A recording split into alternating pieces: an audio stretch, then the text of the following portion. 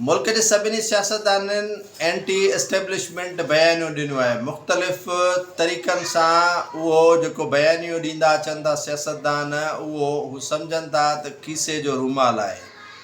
नवाज़ शरीफ़ जो बयानियूं ॾिसो, पीपुल्स पार्टी जो बयानियूं ॾिसो, फज़लुर रहमान जो बयानियूं ॾिसो, इमरान ख़ान जो बयानियूं ॾिसो, उहे सभु पंहिंजे खीसे जो रूमाल इन बयानीअ खे सम्झनि था। ऐं जॾहिं वक़्तु अचे थो त हू नक ऐं गिटा साफ़ कनि था, ऐं गिटा ऐं नक साफ़ करण खां पोइ वरी उन रूमाल खे खीसे में विझी छॾनि था। यानी कमु निकितो ढकणु विसरियो वारो पहाको हिननि सियासतदाननि ते हूंदो आहे। जेको बि बयानियूं इमरान ख़ान जो हुजे, नवाज़ शरीफ़ जो हुजे, बिलावल भुट्टो, आसिफ ज़रदारी जो हुजे, या जेके बि जमायतूं आहिनि मुल्क जे अंदरि, उहे इन्हनि पंहिंजे बयानीअ खे खीसे जो रूमाल सम्झंदियूं आहिनि। ऐं खीसे जो रूमाल जॾहिं चाहिनि उहे इस्तेमालु कनि, जॾहिं चाहिनि उहे पंहिंजे खीसे में विझी छॾनि।